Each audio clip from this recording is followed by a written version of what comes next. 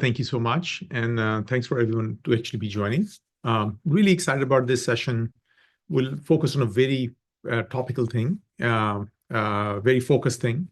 We'll actually the broader theme really is that at the heart of it, at the heart of the AI, or the fuel to the AI is actually the data. And while you're thinking about building your applications on Databricks, particularly with unstructured data, could it be, how can you facilitate, how could we be facilitating that for you to build these things safely, build these things much more easily, and so forth. So we'll go over that, what are the core tenets in this platform itself. So the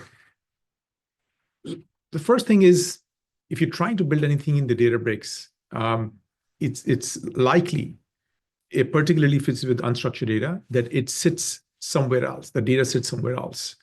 By somewhere else, what I mean by that is that data could be on-premise, or the data could be in other SaaS applications, or data could be, in other clouds where you actually don't have the instance kind of running. And how do you actually make it super easy to pipe and sync, not one time, but can you sync this data from all the other SaaS applications, on-premise systems, into Delta tables? And of course, if you like, bring into the vector DB within Databricks, and how can you do it very easily? So certainly that's actually very important.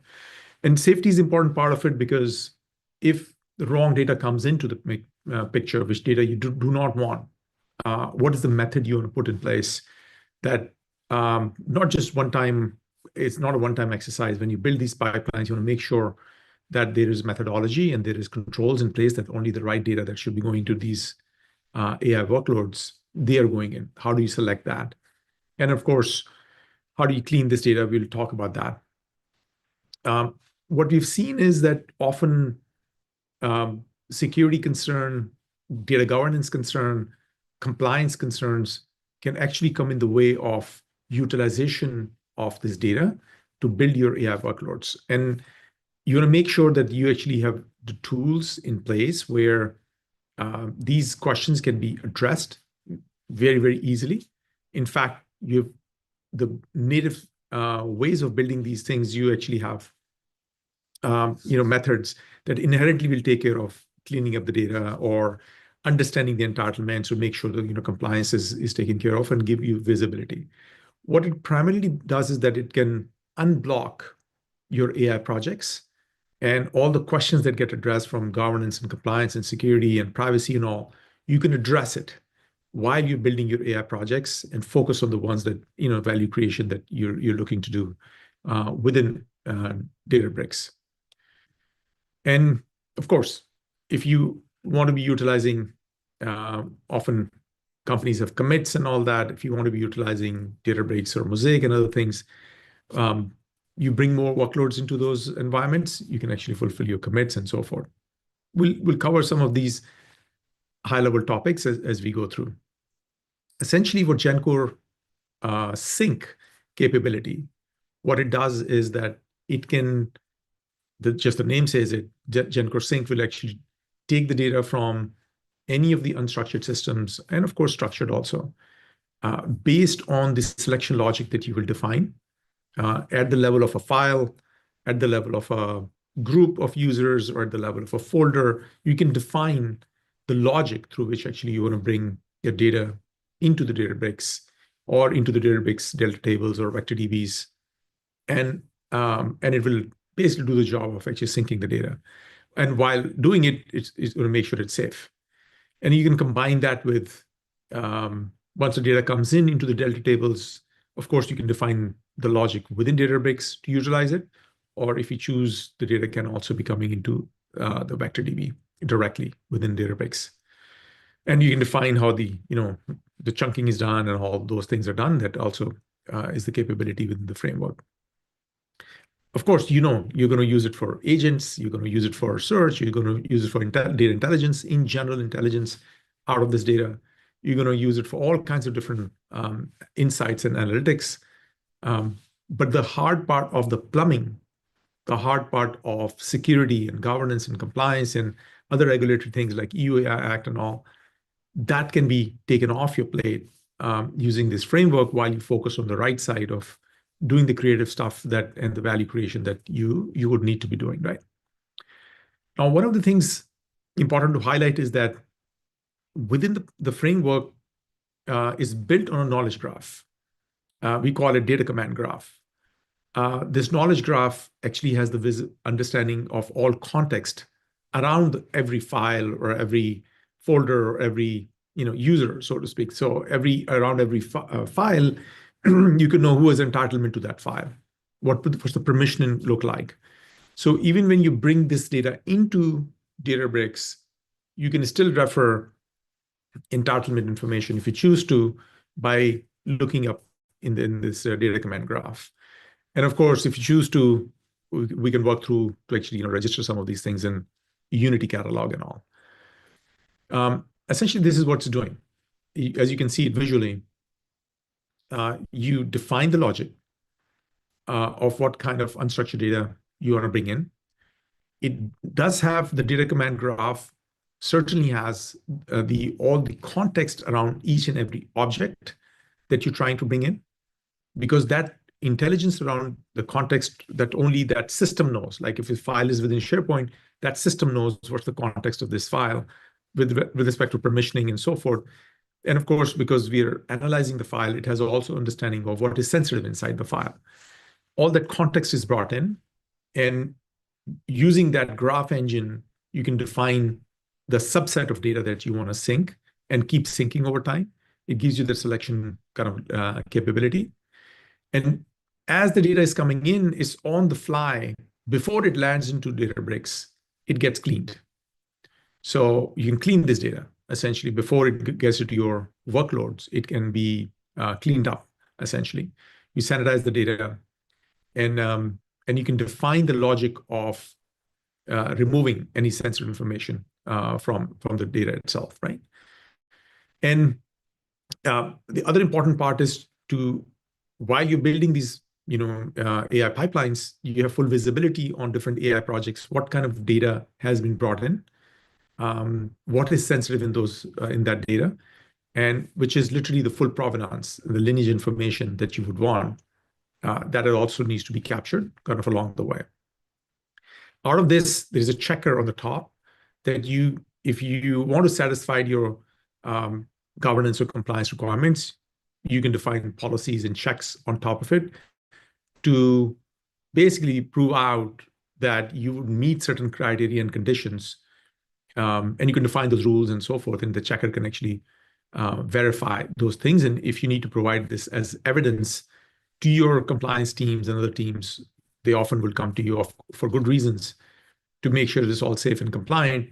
It's very easy to actually just pass on that information to them. Now, along the way, if you want to bring in the permission information, that is also can be passed along. Why? Because the application that you're building on the other side, you may want to honor the permissions of the source applications.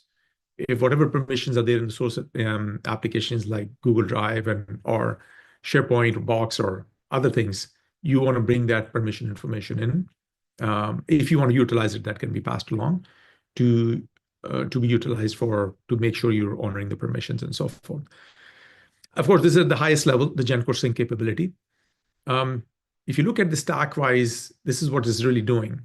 You can have these connectors, integrations, and define your logic, and define your logic for cleaning this information.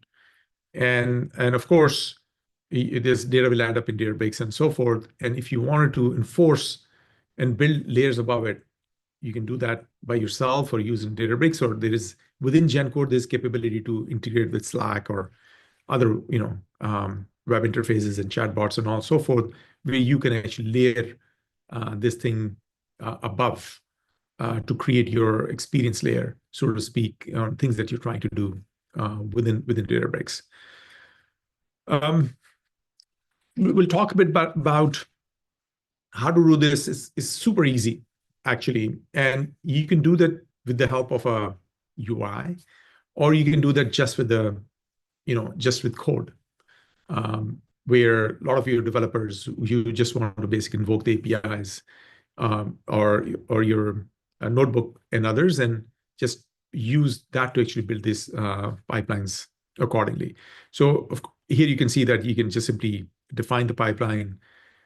You'll have a visual, of course, tied to it from the UI, but at the same time, if you choose to, you can simply invoke through your through your notebook or through your CLI to actually, once the connectors are set up, to do the selection of the data, to define what needs to be basically cleaned up, what needs to be detected in the data, to clean up the data, and of course build the pipes along the way, and of course maintain them. So that's really two different ways. A lot of developers, of course, don't want to come into any UI to actually configure things, and you can certainly do that. At the end of it, I will show you a demo where you can see how this can be done straight through the command line itself. When you do through the UI, it's very straightforward. You'll see here, you basically pick the data system and do the selection. Then you simply define what kind of information you want to detect and take it out. Either you want to anonymize or encrypt, or things that you do not want to be coming into your pipeline to begin with, you can take those out. And then you can define basically the LAN. In this case, LAN would be in Delta tables. And that's all what it is. Literally, very easy to, in minutes, you can actually set this thing up. And while you're doing this part itself, the information about entitlements is getting captured. Fundamentally, as part of the DNA of this platform, is to actually fully understand the security constructs, controls constructs that exist within the source systems. And this will actually get that information out. It will be available through data command graph. And if you want to utilize it, that can be actually passed along. So you can utilize it as part of your retrieval logic and so forth. And then automatically, of course, this provenance is being built, where you would know exactly in any pipeline what files are being fetched. You know exactly what's inside those files in this provenance view. You know who has entitlement to these files, where they're landing, if they're going to Delta tables, if they're coming to VectorDB. You would have that view always there, and you can invoke that view. This view also could be very important for you, not just for yourself, but also for your governance and compliance teams, which also want to actually have a view to see how these pipelines are built and if they need to basically be doing anything along those lines. But certainly important for yourself to actually have a view on this overall tracing and provenance that goes along, right? What I'm going to do is I'm going to show you a very quick demo and how this thing is actually just built up.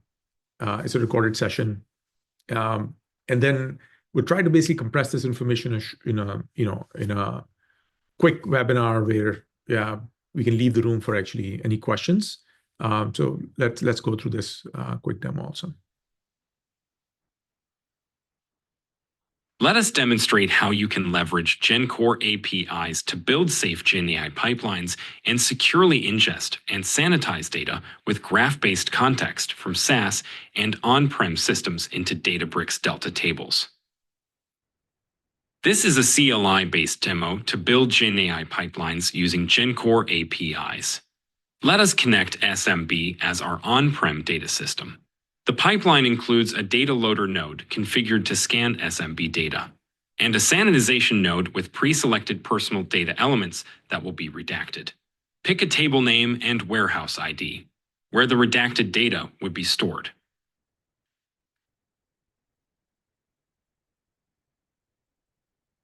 After execution, you'll see a graph view showing the complete data flow.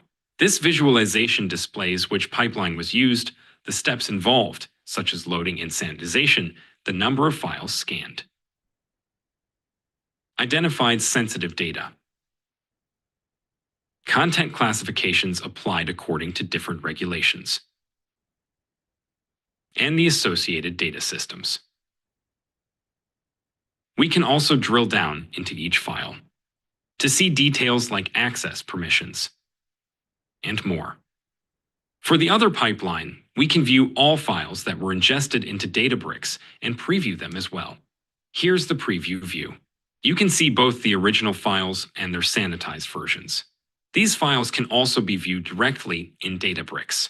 If we navigate to Databricks, we can see the complete path. These files belong to SMB, showing the file path, file URL, ID, name, and data source that maps back to our Securiti AI cloud, and the actual content of the file. In this scan, we've redacted all the emails.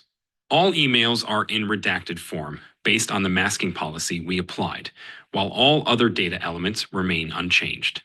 This applies to all files. You won't find any visible emails as they'll all be redacted. To learn more about leveraging GenCore APIs for secure data ingestion and sanitization in Databricks for enterprise AI use cases, request a trial by scanning this QR code or emailing us at info@securiti.ai. Yeah, so that was short and quick, kind of a demo. As you saw, what it showed you was it is super easy to actually create these pipelines, sync it, make sure that data is clean, is landing in Databricks, and then of course you either you can come in Delta tables or go into the vector DB over there. You can define like all your chunking logic and all within the framework here. If you choose to do it here, of course you can do it in Databricks also. And then this is not the only pipeline you'll be building. You may have dozens or hundreds of these things getting created, and you don't have to maintain these things, and you don't have to kind of for every pipeline you don't have to kind of babysit them because they're syncing it and you have full visibility there. So just like we're doing this for the Databricks, you can imagine is identical. You can do it for bringing data to Vortex AI itself, Model Garden, or Bedrock. Or of course, you can take the same thing in Azure for all the models that actually exist there. So the real thing is that the capability for you to actually hydrate all your AI workloads in a safe manner. It could be in Databricks, it could be in other destinations, and the same framework can actually enable you to do that regardless of the destination where you're actually running your AI workloads. Particularly, of course, unstructured data is a whole new thing here. Let me pause here. I hope you got the gist of it. I'm happy to take any questions and kind of make that more interactive.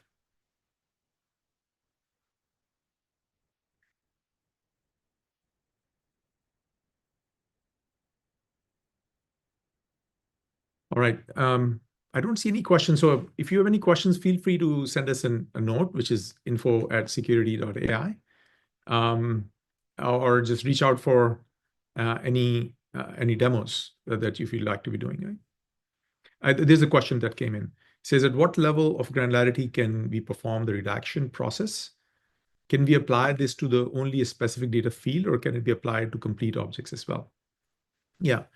So when you define basically the rules for redaction or anonymization, you define essentially very granularly to what type of information you do not want in those particular unstructured files. And unstructured files could be any type. They could be PDFs or Word documents or PowerPoints. You define it at any granular level, and it will analyze those files. It will find that information, and it will swap it or replace it with either if it's anonymization or masking or tokenization that you like to be doing, and enable that, right, so to speak. And it's applied at all objects in the sense every file that comes through, it will actually inspect all the files. And of course, for structured data, it's easier, but more complex things like PDFs and all, it will analyze them and clean it before it moves on and sends those files to you. So that was the first question.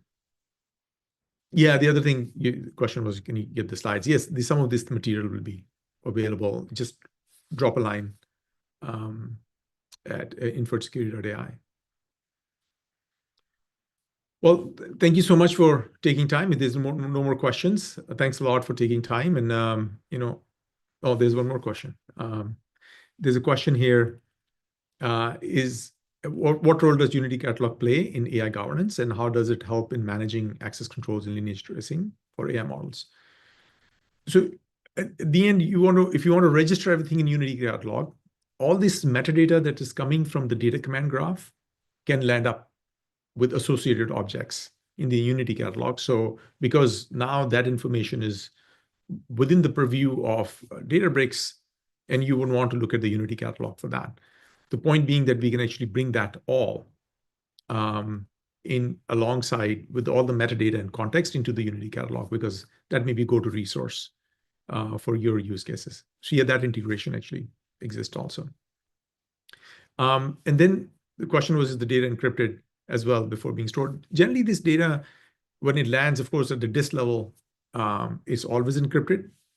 Of course, it's some of the data which is tokenized is taken out, but it lands in a place where it can be utilized. But at this level, generally, this information is always encrypted.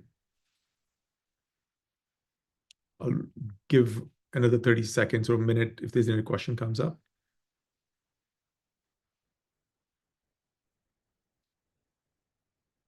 Yeah, another question says, can you elaborate on the integration of Databricks with frameworks like MLflow to monitor AI model performance and detect potential risks before deployment? Yeah, so I think one thing is this thing is entirely focused on the data that is coming from outside the Databricks. Once you're within the Databricks, you can utilize any tools that Databricks provides for you to basically use that for your own analysis of your things that within the Databricks. What GenCore Sync is doing to actually unlock and bring all the data into the Databricks. And before it lands in the Databricks, it's making sure all your governance, compliance, and all requirements are being done. And because it's happening, while the data is outside, it's actually, of course, MLflow and all these things kick in when the data goes into the Databricks itself.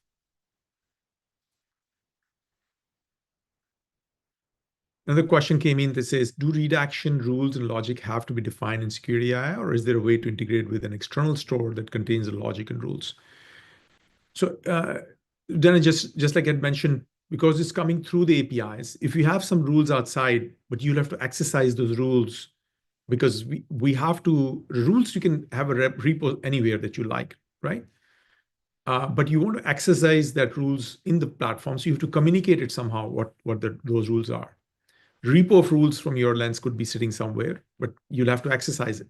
The platform has to exercise it. It needs to be communicated somehow. What are those rules that you want to run? So through APIs, you can pass those rules, the sanitization rules.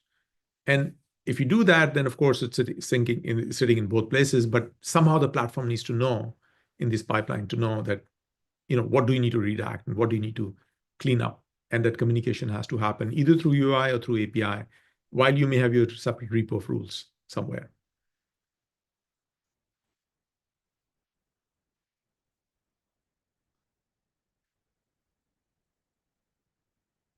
Then there's a question came and says, these are the capabilities that can be controlled by Databricks. As a client, what is the advantage of GenCores? So some of the capabilities controlled when the data is inside the Databricks. Of course, you can do all the capabilities within Databricks.